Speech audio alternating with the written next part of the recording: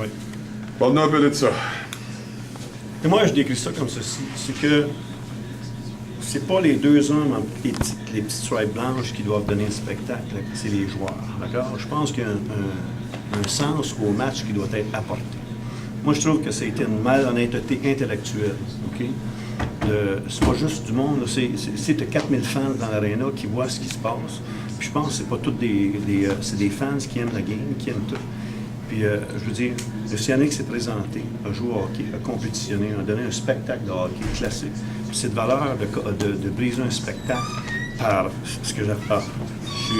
Moi, je suis dépassé par les événements. Vous savez, je trouve qu'on enlève la motivation aux jeunes, on les prépare, on les prépare, on les prépare, on les prépare, on les prépare. Puis ensuite, d'en arriver à un tel gâchis, moi, je trouve que c'est pas honnête, tout simplement. C'est pas à eux à décider du spectacle, c'est aux joueurs à décider du spectacle.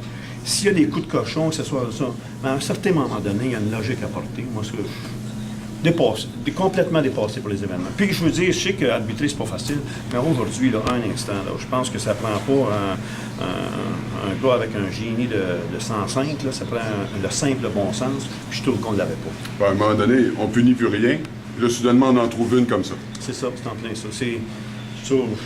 On avait un très beau match de hockey. Ça aurait pu aller autant en supplémentaire, autant de côté. Mais laissons les joueurs décider des faits. Et non deux hommes rayés qui vont décider du facteur de match. Je suis bien désappointé.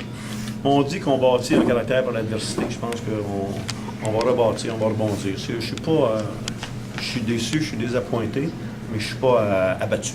Loin de là. Ceci étant dit, avant que ces événements de fin de match, reste que tes gars, troisième match en moins de 48 heures contre une grosse machine comme Shawinigan, ont donné tout un effort. Là. On peut jouer contre Shawinigan, on peut jouer contre toutes les équipes de la Ligue. À un certain moment donné, je me dis, est-ce qu'on aura le facteur chance un jour? Pour créer ce facteur chance-là, c'est de continuer à être assidu, à travailler d'une façon constante, à travailler, constamment.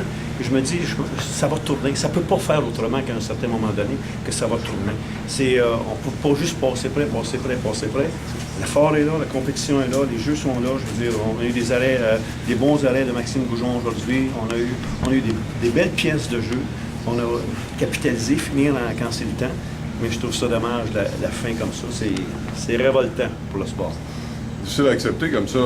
Bon match hier à Victoriaville, un peu le même genre de scénario. Vous faites une pénalité en fin de match. Hier à Victo, Mathieu Lepore n'a pas été la situation de match. Je veux dire, un gardien se doit de faire les arrêts clés. Il y a peut-être 2 ou 3 buts que, dans mon mémoire qui aurait dû quand même. On aurait pu aller au moins chercher un point. Le travail n'a pas été fait, je me dis, à 100%.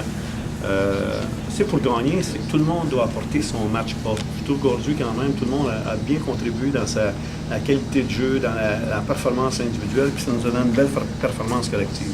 Au-delà de la défaite, tu vas t'encourager de ce que tu as vu aujourd'hui? Perdre, ça fait toujours mal. D'accord? C'est bien le fun. À un certain moment donné, il faut que tu gagnes. Merci, Claude. Merci. Bonjour. Voilà.